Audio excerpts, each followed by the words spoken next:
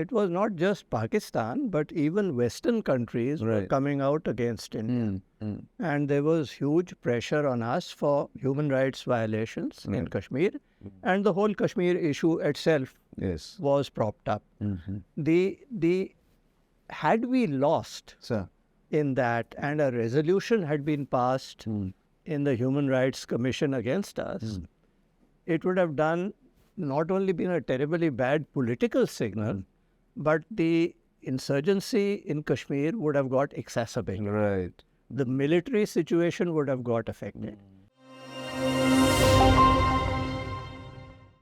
We are in conversation with Mr. Satish Chandra. This is part 2 of the very interesting conversation we are having, not just on the book that he has written, but all his memories and all the work that he has done as an Indian Foreign Service officer and now an elder statesman who guides us all in strategic matters.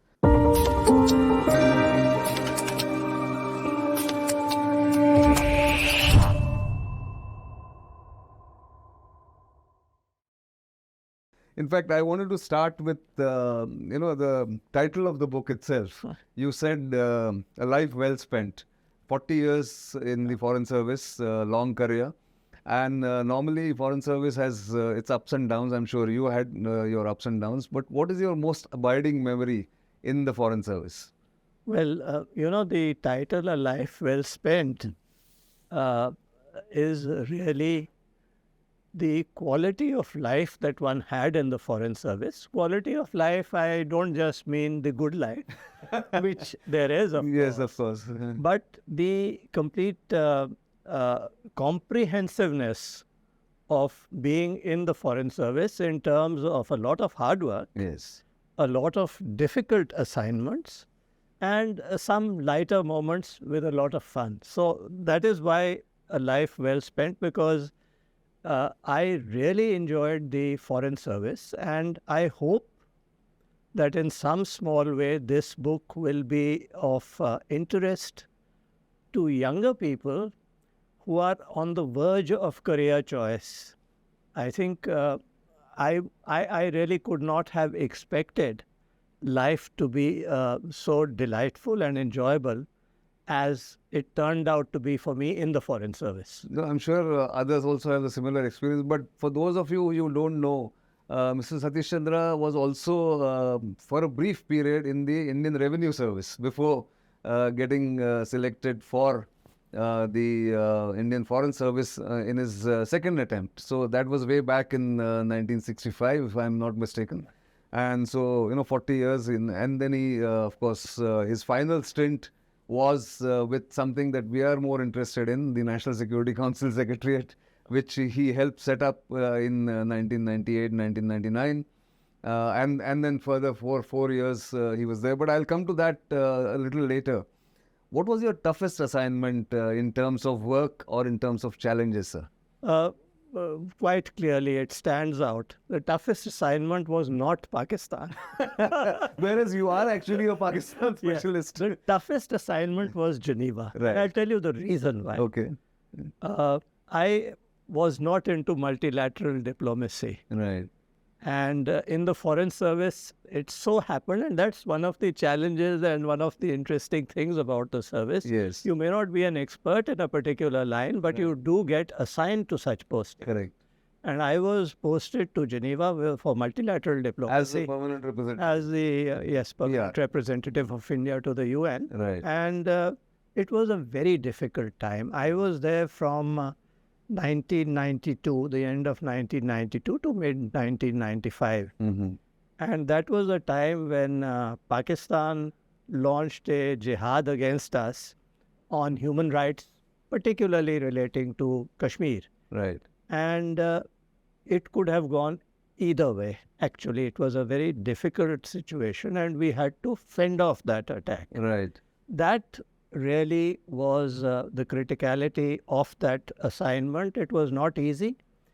India at that time was not the India that it is today. India today is quoted by even the most powerful nations. At that time, we were in the boondocks. Absolutely. And had it come to voting, which it didn't, fortunately, on that issue on human rights, it would have been a difficult one. And to retrieve the situation would have been the most difficult task. So I think you were right in the center of that action 30 years ago, exactly, at 93, 94. Yeah. And what would be the challenge that if you have to pinpoint in trying to convince other nations that we are not as bad as being portrayed by Pakistan, or calling Pakistan's bluff, or getting everyone in the country on board to lobby there? I'm glad you asked the question the way you did, because it was all that and much more. Okay. It was all that and much more, because what had happened is India, it was not just Pakistan, but even Western countries were coming out against India. And there was huge pressure on us for human rights violations in Kashmir. And the whole Kashmir issue itself was propped up. Had we lost in that, and a resolution had been passed in the Human Rights Commission against us, it would have not only been a terribly bad political signal, but the insurgency in Kashmir would have got exacerbated. Right. The military situation would have got affected. And if there had been such a resolution, the next step would have gone to the UN General Assembly and maybe to the UN Security Council. So we would have been back to the situation which we were in the 50s, where we were really fighting with our backs towards the wall. Right. So how did we tackle it? Correct. That is the key question. That is the question. Yes, sir. It needed a huge amount of lobbying. Right. Lobbying not only personally by those of us who were in the permanent mission of India in Geneva, but also by the government of India. We sent special envoys to other countries. We called in the high commissioners and ambassadors from other countries to the Ministry of External Affairs to, put them wise to what precisely our position was. Sure. The Pakistani campaign was a savvy campaign. I'll say that. They punch above their weight. It was savvy because they went to Geneva at a time when insurgency in Kashmir, which they had created, had been built up to a certain crescendo. So there was violence in Kashmir. Sure. There were some human rights violations, which inevitably it will happen. Yes. So this was a ripe sort of situation, and at that point in time, they lobbied the entire international community on their part. It was not just the Western countries, but OIC. Right. And there were many countries which were inclined to support them. Right. So our campaign had to be a counter effort. And in the process, we also raised their violations, and, that basically they had no locus standi. Exactly. And remember, this took place at the time of the Babri Masjid incidents and the aftermath of that, where we were again in the dock. True. So we were facing a really tough situation. Exactly. But here I must say that the government of India was outstanding on this.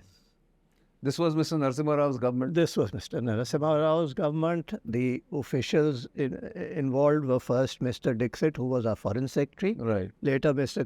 Chris Srinivasan, who also did a super job. Yes.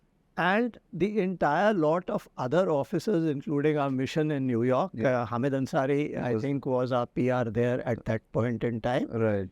And there were a host of other officers who were particularly in Delhi. Dinkar Srivastava was the director dealing with the issue. He was available 24/7. And then we had some officers, at least one who was outstanding, who turned a potential vote against us into a vote for us. And this was Costa Rica. Oh. He was concurrently accredited there, this officer. Okay.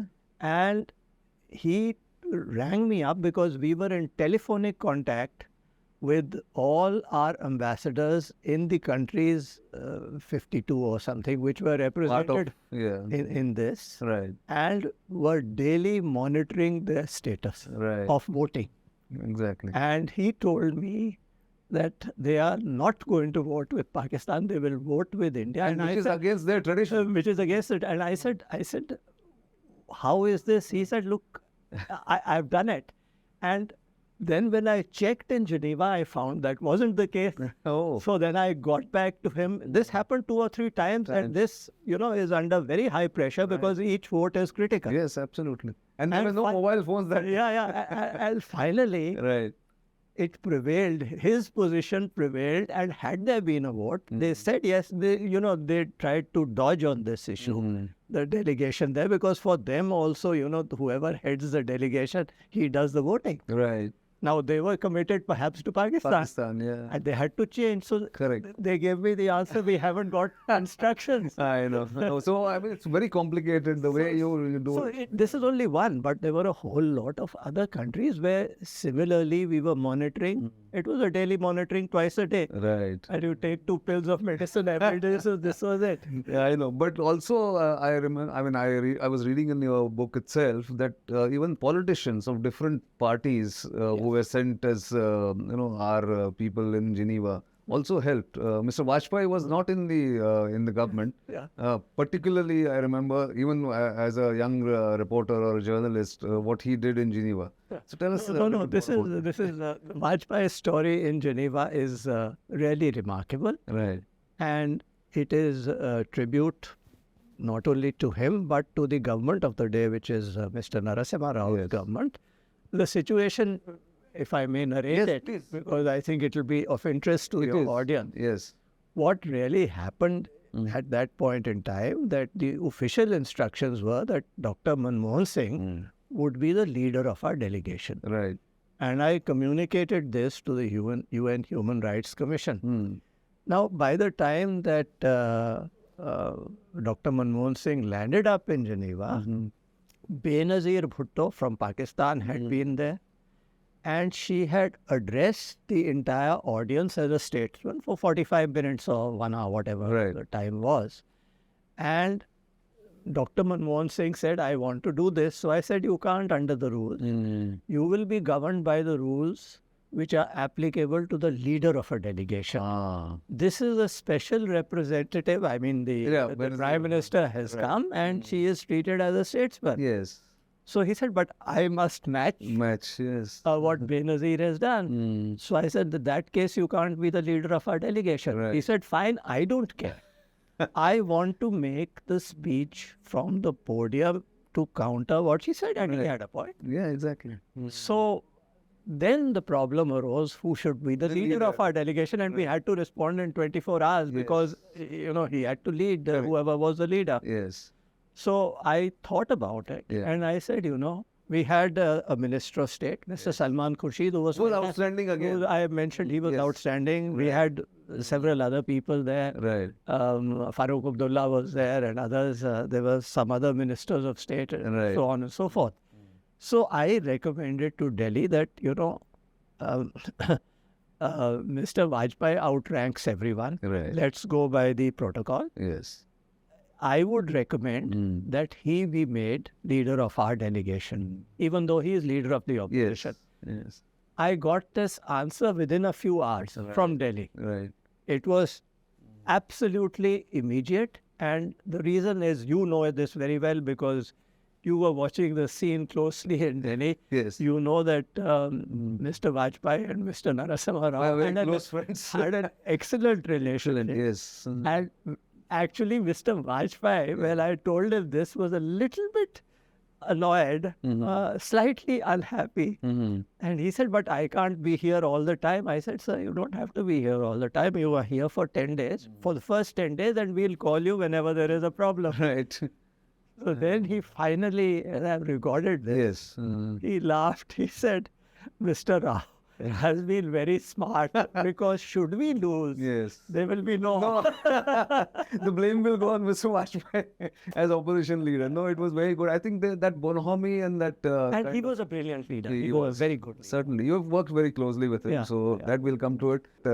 It's been a wonderful journey, sir, for you. And the book that you've come, this is essential reading for anybody who wants to come into the government and work in different aspects and different ministries of the government. So I think I must thank you for writing this first of all, and then speaking to us here, coming here, taking the trouble to come here, and giving us such delightful insights, if I may so, on a life well spent. Thank you very much for your time. Thanks, Nitin. And for your insights. It's been a pleasure to be with you. Always good talking to you.